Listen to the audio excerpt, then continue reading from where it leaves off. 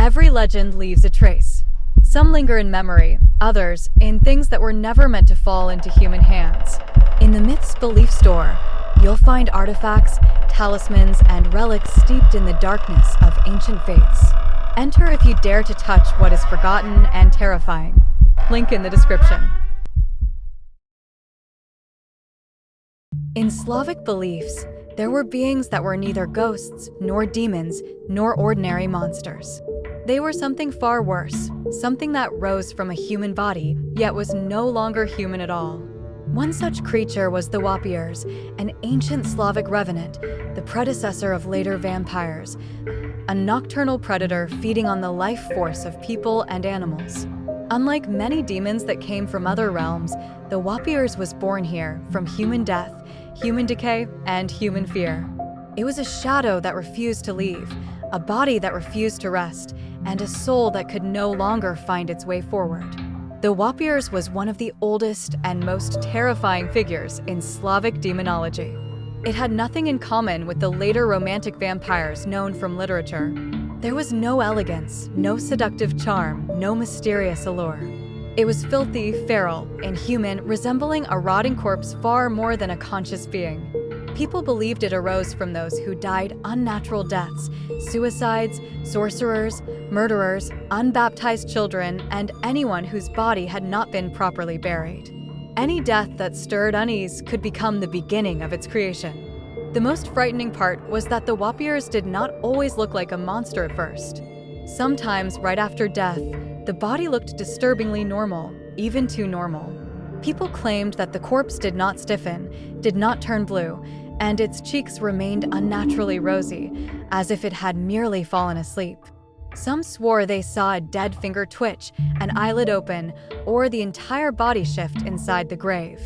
These were the first signs that something had gone wrong, that death had not been the end. Only after several days did the true transformation begin. The skin darkened and tightened over the bones, the nails grew like those of a predator, the teeth sharpened and lengthened, and the body gained a strength it had never possessed in life. The Wąpierz rose from its grave at night, wandered into villages, and searched for victims. It did not always drink blood. More often it drained people of their life force, leaving bodies pale, cold, and without any signs of struggle. Sometimes it suffocated sleepers by sitting on their chests. Other times it entered homes as a shadow, a mist, or an animal. In some tales, it could take the form of a wolf, an owl, a bat, or even a cat, creatures associated with night and death. The Wąpierz had two faces. By day, it looked like an ordinary person, pale, tired, with dark circles under its eyes, but still human. It could walk through the village, speak, pretend to live normally. Only at night did its body reveal its true nature. Eyes glowing red, skin cracking, and thick, dark blood dripping from its mouth. That was when it became what it truly was, a revenant that knew no mercy. Slavs believed the Wąpierz betrayed its nature through subtle, unsettling details. Its shadow moved differently than its body. Its reflection appeared in water, but not in mirrors. Its flesh did not decay like that of ordinary people. Its cheeks were unnaturally red, and dried blood often clung beneath its nails and at the corners of its mouth. The worst part was that a Wąpierz could live among people for years before anyone realized the truth. It could be a neighbor, a relative, someone seen every day. Fighting a Wąpierz was brutal and final. People drove aspen stakes through corpses, burned them on pyres, cut off their heads and placed them between their legs, buried them face down, or weighed their graves with stones. Only fire and iron, they believed, could stop a Wąpierz forever. The fear of these creatures was so strong that archaeologists still uncover graves marked by such anti-vampiric rituals, skeletons with severed heads, stones in their mouths, or chests pierced through. The Wąpierz was the prototype of later European vampires long before the world knew Dracula, Nosferatu, or Hollywood's elegant blood drinkers.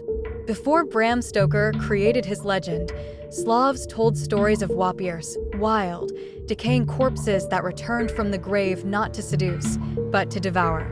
This is where the entire vampire archetype truly began, later spreading into literature, cinema, and games. Many modern works still carry traces of it. The feral monsters of The Witcher, the savage vampires of Skyrim and the Elder Scrolls Online, the grotesque beasts of Castlevania, V Rising, and Bloodborne, and even the animalistic creatures in series like The Strain or Midnight Massachusetts. In comics, indie games, and horror films, creators increasingly return to this primal Slavic vision, dirty, brutal, and stripped of all romanticism. The Wąpierz terrified people because it touched the deepest human fear, that death is not the end, that a body may rise again while the soul never returns. That what should have passed on might come back hungry, furious, and devoid of humanity. It embodied decay, disease, and everything a person wishes to leave behind, yet sometimes returns at night to knock on the door. And although today we speak of it less often than of Western vampires, it is the Wąpierz that remains their true, dark ancestor, raw, primitive, and far more terrifying.